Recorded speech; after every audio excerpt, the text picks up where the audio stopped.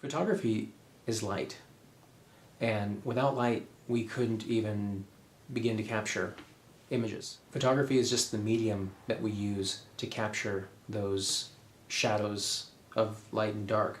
Light bounces off a subject or an object. Sometimes the light is very soft, sometimes the light is hard, and sometimes it's very reflective, sometimes it's very subdued.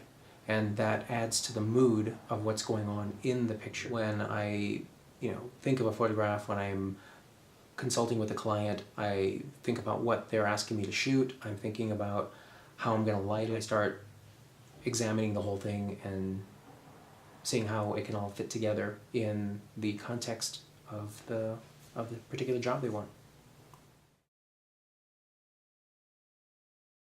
I do this because I love it. When I wake up in the morning and I look outside and I see creation all around me, I see the way light is hitting objects, I see shadows, and I immediately want to grab my camera and start capturing some of those moments and sharing them with people. And it's the same way I feel when I go on a photo assignment.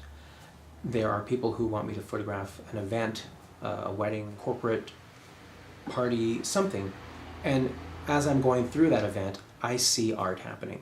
I see art in people's faces, I see art in the way flowers are displayed. I love being able to capture those moments and those images and presenting them to the client or even just my family, and just seeing those expressions on people's faces and watching them get a kick out of experiencing those pictures all over again in those moments. That's why I love it. I'm a very visual person. I learn visually. I think most people in this day and age are very visual. And the way we communicate is through picture. The need for photography and video has become so great that we have to be able to use these mediums to help the subject, help our clients, help people in general get a message across.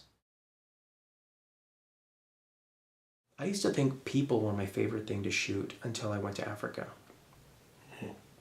People have always been amazing and fascinating to me. I look at people's eyes, the shape of their heads, their ears, their hair. It's always been very fascinating to me. But when I had an experience to go to Africa, I went to Rwanda in 2012 in the summer. And to see the landscape there, it was just breathtaking. One particular picture I was able to capture was at 6 in the morning. Right at sunrise, I was just ready for it. When I brought the images home and began to process them, I started to see things that I didn't even see while I was there. Different shades of light, different colors, different highlights. I was completely amazed, and it let me see more art in that landscape than I've ever seen while I was here in the US. And it's opened my eyes not only to see art in people more, but in the landscape that's around me. Was so concentrated on the subject that I wasn't paying enough attention to the background or the landscape that was behind me in the photograph. And I think this experience has helped me to broaden that horizon and to look at my subject and my background with a little better focus. If I was to come on location for a corporate photograph, I would find out some details about the subject and how they wanted to use the photograph. I would look at the context of their ad campaign. I would ask a lot of questions and find out how the picture was going to be used, where it was going to be used, how it was going to be displayed. And that would let me know how to light the particular subject. I'd find out who was going to be photographed and then bring the appropriate lighting to get the best image. If I was shooting a landscape, I would, again, ask some questions, more of myself. Where am I going to go? What am I going to be photographing? What time of day? Because I'm kind of dependent on the sun. And so I can't really go when I want to go. I need to go when it's going to be the best light. As opposed to a corporate photograph where I can bring, electronic strobe and manipulate the situation. Many times when you're shooting a landscape, you don't have that luxury.